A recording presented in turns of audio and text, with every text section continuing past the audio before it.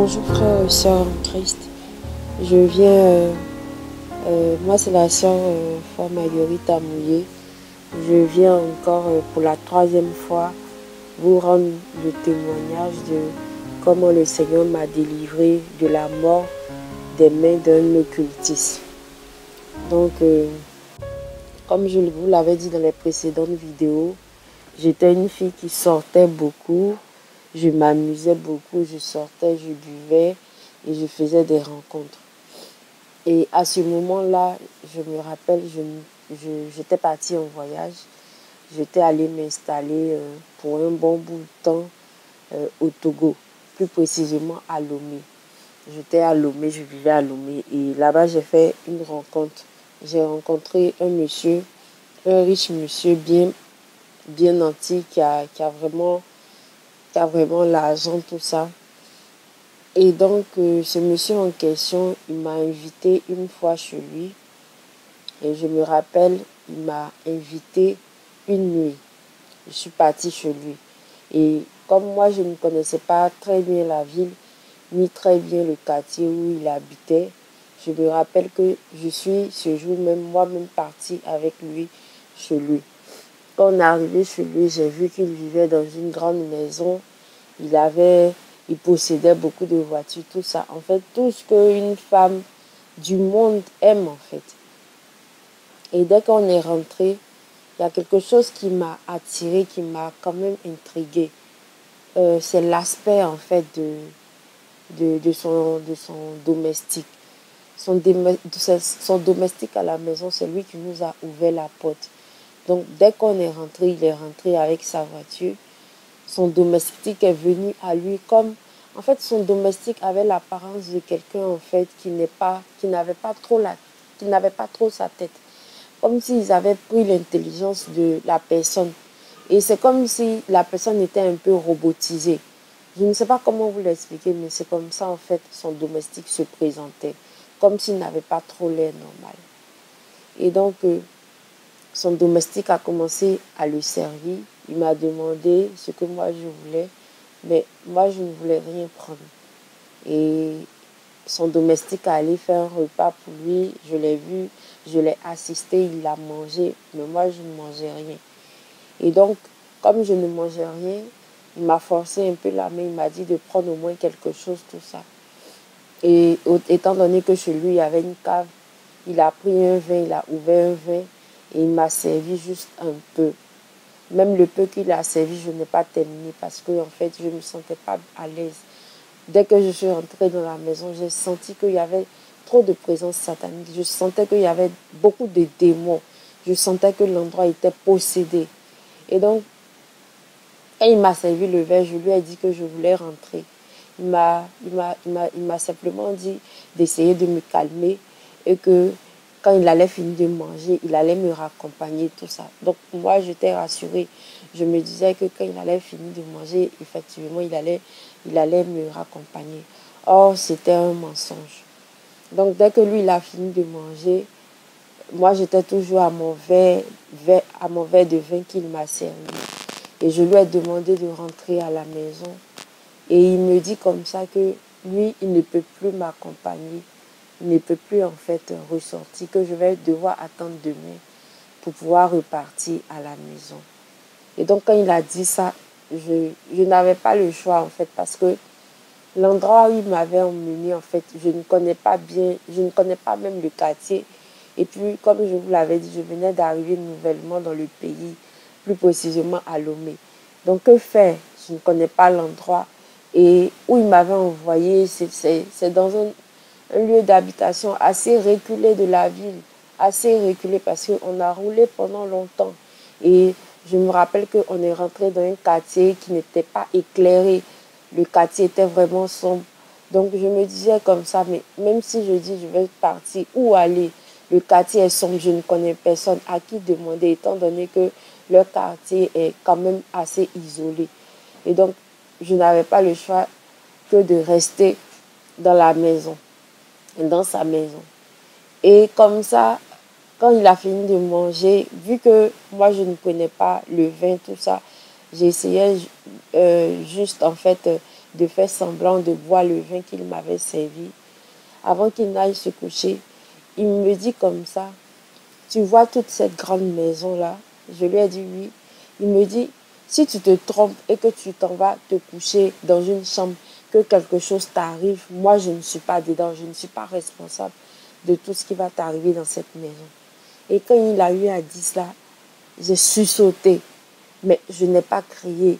C'est-à-dire, j'ai sursauté en moi-même.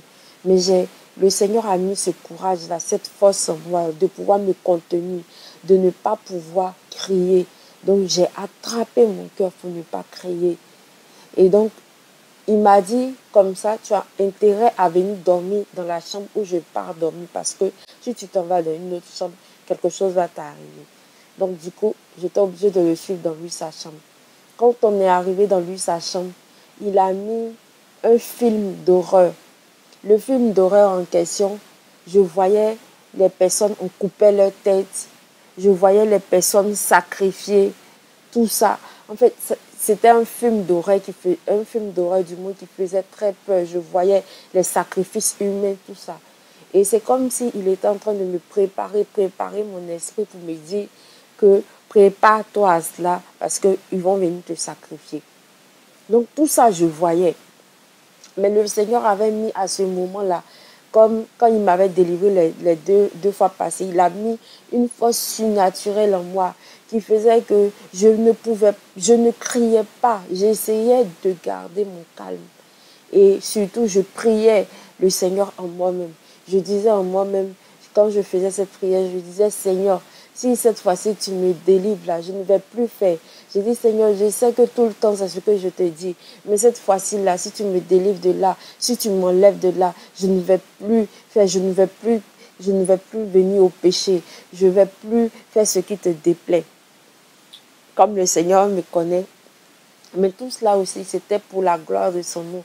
C'était pour la gloire de Jésus-Christ. Il fallait forcément que cela se passe pour que vraiment ma conversion soit vraiment totale et réelle.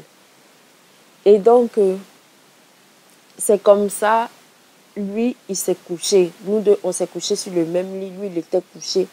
Et moi, je me mettais à prier. J'ai prié jusqu'à autour de 2 heures. Il se réveille et il me demande, il me dit, tu ne dors pas avant qu'on aille te sacrifier? Quand il a dit, tu ne dors pas avant qu'on aille te sacrifier, quand il a dit ça, je n'ai pas pu crier. Je continuais encore ma prière. Mais quand il s'est levé et qu'il m'a dit, tu ne dors pas avant qu'on aille te sacrifier, quand il a dit ça, son aspect, son visage avait changé.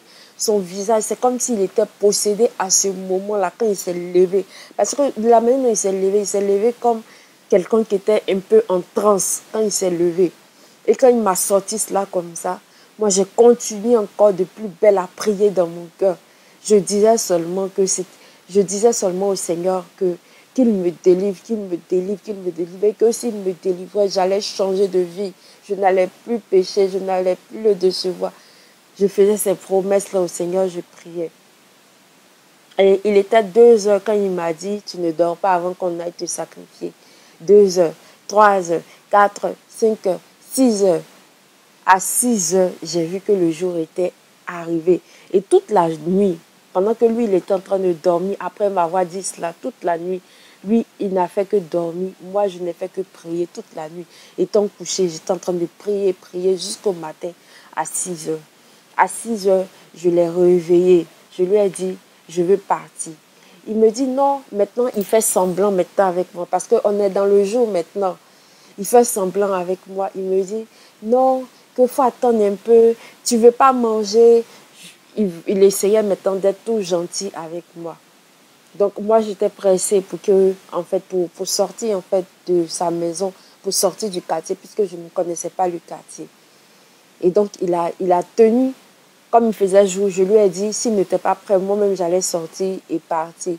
Il m'a dit non, il a tenu à m'accompagner, au moins à me laisser à la vie. Il a voulu connaître chez moi ce que j'ai refusé. Je ne lui ai pas montré chez moi. Et donc, il a tenu à me déposer au moins quelque part en ville pour... En fait, Il cherchait par tous les moyens, en fait, pour savoir effectivement qui je suis, en fait. Parce qu'il était étonné. Il cherchait maintenant d'autres voies et moyens. Donc, quand lui, il a fini de s'apprêter, moi, je l'ai attendu au salon. Quand il a fini de s'apprêter, il est venu. Pendant qu'il était en train de se chausser, tout ça, il a commencé à me dire que oui, qu'il a un hectare de champs qu'il veut vendre à des millions, tout ça. Et que quand il va finir de vendre cela, il va me donner au moins 1 million pour que je puisse faire des affaires, tout cela. Pendant qu'il était en train de dire cela, moi, j'étais pressée à partir. Et pendant qu'il était en train de me dire tout cela aussi, le Seigneur a commencé à parler à mon esprit. Le Seigneur a commencé à me dire, la nuit, ils sont venus, ils voulaient te sacrifier. Mais ils ont vu ma présence autour de toi. Ils ont vu qu'ils ne pouvaient rien faire contre toi. Ils ont vu ma protection sur toi. Donc, ce qui a fait qu'ils ne pouvaient rien faire. Et donc, maintenant, ils sont en train de te proposer de l'argent. C'est comme si cet argent qu'ils veulent te proposer, c'est comme si c'est en échange de ton âme. Et si tu acceptes cet argent qu'ils vont te donner, c'est comme si toi-même tu étais en train de vendre ton âme. C'est comme si toi-même tu étais en train de leur donner autorité maintenant sur ton âme. Et quand le Seigneur m'a dit cela, je n'ai pas parlé, je suis restée toute patiente, mais je continuais toujours à prier dans mon cœur jusqu'à ce qu'il me dépose en ville avec toutes ces promesses de me donner l'argent, tout ça. Mais moi, je savais dans mon fond intérieur que ça allait être la toute dernière fois que j'allais chercher encore à rentrer en contact avec lui. Je le savais dans mon plus profond intérieur, puisque le Seigneur aussi m'avait dit aussi que si je pars de là, de ne plus chercher à rentrer en contact avec lui, ni rien accepter venant de lui. Et donc, dès qu'il m'a déposé à la ville, en même temps, dès que je suis descendue de sa voiture, j'ai commencé réellement à respirer. Je respirais, j'étais soulagée. J'ai commencé à bénir le nom du Seigneur Jésus-Christ. Bien, frères et sœurs, ce jour-là, j'ai réellement béni le nom du Seigneur Jésus-Christ. Et je lui ai demandé encore pardon pour tous mes péchés, pour tout ce que j'avais eu à faire contre lui, pour mes désobéissances. Comme Dieu est amour, et puis la grâce de Dieu était vraiment toujours avec moi. Dieu m'a pardonné pour cela. Et je me suis repentie de ce que j'avais fait au Seigneur. Et ça n'a pas été encore pour longtemps. Parce que quand je me suis repentie, je me rappelle que quand après cette période-là, j'ai fait quelques mois où je suis restée quand même assez posée, assez sage dans la prière. Et quand ces choses m'arrivaient, je me mettais réellement à prier. Et quand je me mettais réellement à prier, je sentais que le Seigneur était là. Puisqu'il avait toujours été là avec moi depuis mon enfance, mon adolescence, quand j'ai commencé à faire toutes ces bêtises, à pouvoir commettre le péché, à pouvoir courir après le péché, à pouvoir courir après la mort, à pouvoir courir après toutes ces choses du monde-là. Il a été toujours là, il est resté là, il a été fidèle. Pendant que moi j'ai été infidèle, lui il est resté là, il a été fidèle. Donc bien aimé, c'est pour vous dire que le Seigneur Jésus-Christ est merveilleux. Sa grâce est immense pour nous. Le Seigneur nous aime à tel point. Nous avons du prix à ses yeux. Nous avons de la valeur à ses yeux. Bien-aimé, je veux te dire, si tu regardes à ta condition de précarité, tu vas te dire, bon, moi, je n'ai rien. Moi, les autres sont mieux que moi parce que je n'ai rien. Non, tu as de la valeur aux yeux du Seigneur Jésus-Christ. Le Seigneur ne regarde pas les biens matériels. Les biens matériels, ce sont que des accessoires sur cette terre. Mais les biens matériels, ce n'est pas ce qui te définit en tant qu'enfant de Dieu. Ceux qui ont les biens matériels, en fait, ils sont pauvres. Ils sont pauvres d'âme. Ils sont vides. Il n'y a rien en eux qui glorifie réellement le Seigneur Jésus-Christ. Ceux qui sont avidement riches, ceux qui sont vraiment, ce que vous voyez de l'extérieur, tout brille, qui change des voitures comme en fait des baguettes de pain. Ne les enviez jamais. Ne les enviez jamais. Leur richesse est toujours basée sur quelque chose qui n'honore pas le nom du Seigneur Jésus-Christ. Je ne parle pas de tous les riches. Il y a certaines personnes qui gagnent leur vie par la grâce de Dieu. Dieu permet cela. Dieu permet à ce qu'ils puissent gagner leur vie honnêtement. Mais ils gagnent leur vie. Ils ont quand même une situation quand même aisée. Je ne parle pas de ces personnes. Je parle de ces personnes qui ont assez d'argent. Qui ont assez d'argent, qui font rêver les gens. Qui font rêver. C'est-à-dire de l'extérieur, tu rêves d'être comme eux. Faites attention à vos modèles. Faites attention à tous ceux que vous approchez et que vous dites, cet homme-là, il est riche, cet homme-là, il est riche. Vous ne connaissez pas sa condition spirituelle.